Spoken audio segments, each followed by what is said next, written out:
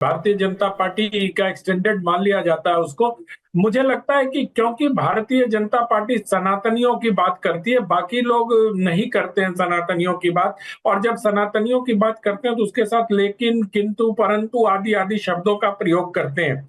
तो इसलिए जब भी सनातन की बात होती है तो बाई मतलब उसको क्या करते हैं, बाई कंपल्सन ऐसा मान लिया जाता है कि ये भारतीय जनता पार्टी ही करवा रही है, क्योंकि उनकी छवि हिंदुत्ववादी राजनीतिक दल की है। रही बात जो अभी आप कह रहे थे, और मैं देवकी नंदन ठाकुर जी का सुन रहा था, उन्होंने बहुत अच्छी बातें कही और उन्होंने कोई घृणा फैलाने की बात नहीं की। जब वो मूत्र मिलाने की बात आई तब भी उन्होंने कहा ये स्वच्छता का मामला, ये हाइजीन का मामला है, उन्होंने उदाहरण दिया।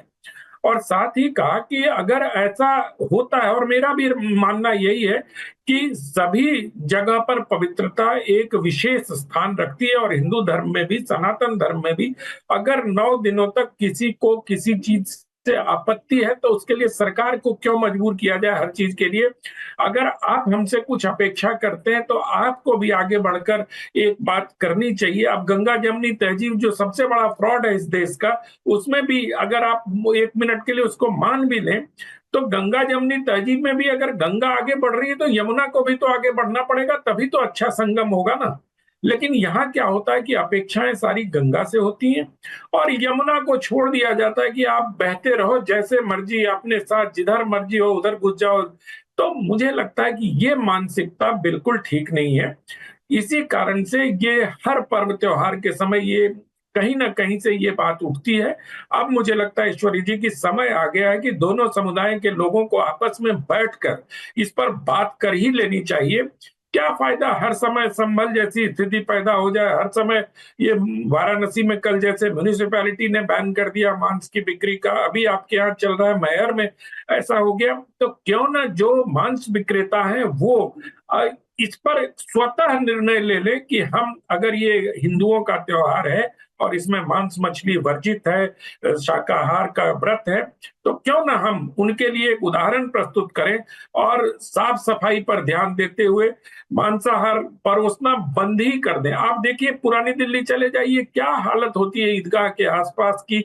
अगर वहां कोई हिंदू निकल रहा हो तो उसका मन घृणा से भर जाएगा, नालियां खून से बही रहती हैं। मतलब अब थोड़ा कम हो गया है, लेकिन वो कई जगह पर जहां स्लॉटर हाउसेज हैं वहां तो यही स्थिति है। एक तरफ आप कहते हो कि हिंदू मुसलमान मिलकर साथ रहे, दूसरी तरफ हिंदुओं की भावनाओं का ख्याल नहीं रहता। ये तो अनुचित है। अपेक्षा सिर्फ ये क्यों की जाती है कि हम मुसलमानों की भावनाओं का ध्यान रखें और हिंदुओं की भावनाओं का ध्यान न रखें। लेकिन आपने जो गंगा जमुना तहजीब की बात की, वो आपने इसमें जमुना जी को बिल्कुल अलग कर दिया।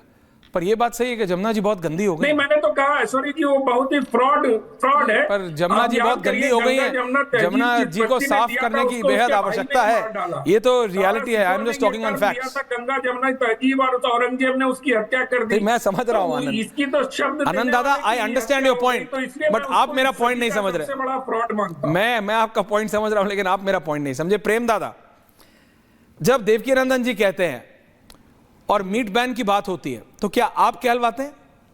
क्योंकि ये आरोप अभी अनुराग भदौरिया या बाकी सब लगाने वाले हैं। इससे क्लियरली मैं ही आपसे पूछ ले रहा हूं। देखिए, सत्य बुलवाने के लिए जो है किसी को विशेष प्रायोजन की आवश्यकता है क्या? और सत्य सनातन का पक्ष जो है, अगर उसको भारतीय जनता पार्टी का लोग पक्ष समझ रहे हैं तो समझते रहें।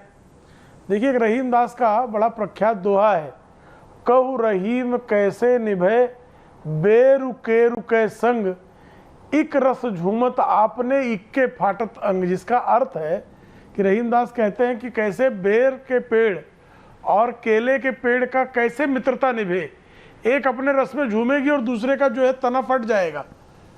तो ये दशा जो है, अब हमको जो है सात्विक व्रत करना है और कोई जो है वहाँ आकर मांस मदिरा बेचेगा तो क्या हमको वो मंजूर होगा क्या? मुसलमान तो अपने लिए हलाल फूड की उनको आवश्यकता है। वो झटका फूड, अभी ईद के दिन कह दिया जाए कि भाई आप गंगा जमुनी संस्कृत है तो झटका मीट खा लीजिए, तो स्वीकारेंगे क्या वो? तब तो कहेंगे नहीं नहीं हमको तो हलाल चाहिए। इनको तो हलाल चाहिए लेकिन दूसरों को जो है ये हलाल करेंगे, ये नहीं चलेगा भैया। आपको जैसा आदरणीय आनंद जी ने कहा कि जब गंगा जमुनी संस्कृत की बात है तो दोनों संस्कृतियों को सामंजस्य स्थापित करने के लिए अपने कदम बढ़ाने होंगे। आप एक तरफा जो है मित्र मैत्री का भाव पूर्णता को प्राप्त नहीं हो सकता। अब जो है कोई जो है ईसाई देशों में पोर्क खाने की परंपरा है, तो अब क्या है, ईद के दिन वो जो है मस्जिदों के बाहर पोर्क बेचने लगे हैं, तो मुसलमानों को स्वीकार होगा क्या कि नहीं साहब हम सूअर का गोश्त जो है मस्जिदों के सामने बिकेगा। अब जब मंदिरों के सामने आपको मांस बेचने की जिद क्यों है भाई? आप हिंदू आस्थाओं को बारंबार चोट पहुंचाने का प्रयास करते क्यों हैं? ये आपके अभ्यास का अंग क्यों बन गया है? ये बड़ा प्रश्न है। और उसके लिए जो है आकर तर्क देना, कुतर्क पैदा करना। अभी अनुराग जी कुतर्कों का एक जो है श्रृंखला प्रारंभ करेंगे, उनके अन्य मित्र भी प्रारंभ करेंगे। अब अनुराग जी की हिम्मत हो तो किसी मस्जिद के बाहर जो है सूअर का गोश्त बेच के दिखाएं, सारे मुसलमान इनको दौड़ा दौड़ा के मारे। क्यों करना है? इनकी पार्टी इनको पार्टी जो है समाजवादी से निकाल देगी। लेकिन हिंदुओं को समझाएंगे नहीं, मंदिर के बाहर गोश्त बिक रहा है तो क्या बुरा हो गया, शराब भी बंद कर दो, वहां फला कर दो, डिमका कर दो। अरे भाई सात्विकता की बात है तो सात्विकता को बनाए रखने में, बरकरार रखने में आप भी सहयोग कीजिए। उनका ईद है, उनकी ईद जो है उनके धर्म के अनुकूल जो है उसका परंपराओं का पालन हो। हम भी, हमारा भी यही प्रयास है, तो उसमें क्या पीड़ा है? अनुराग भदौरिया, आस्था हमारी आस्था नहीं है। ये जो समाजवादी पार्टी और इंडिया अलायंस जैसे जो छद्म सेकुलर दल हैं, जो विकृति को प्राप्त दल हैं, उनकी हरकतों के कारण जो है मुसलमान भाइयों को, सामान्य मुसलमान को इससे कोई लेन देन नहीं है। ये मुसलमानों के जो तथाकथित अगुआ है उनको जो है अनावश्यक हिंदुओं की आस्था पर को चोटिल करने का वो बारंबार प्रयास करते हैं और ये प्रयास बंद होना चाहिए। ओके, अनुराग भदौरिया। तो मेरा तो सीधा सा मानना है कि 10 साल से भारतीय जनता पार्टी की सरकार उत्तर प्रदेश में है, 11 साल से राष्ट्र में है, देश में है। तो आपने मंदिर के सामने की जो मीट की शॉप है आपने क्यों नहीं बंद करवाई? हमेशा के लिए बंद करवा दूं ना, मैं तो कहता हूं ये जिम्मेदारी तो आपकी बनती है ना, उनके लाइसेंस कैंसिल करके बोले कि मंदिर के सामने कोई भी और मंदिर के बगल में मीट की शॉप नहीं होनी चाहिए। 8 साल हो गए आपको सरकार में, 8.5 साल, एक ऑर्डर नहीं पास कर पाए।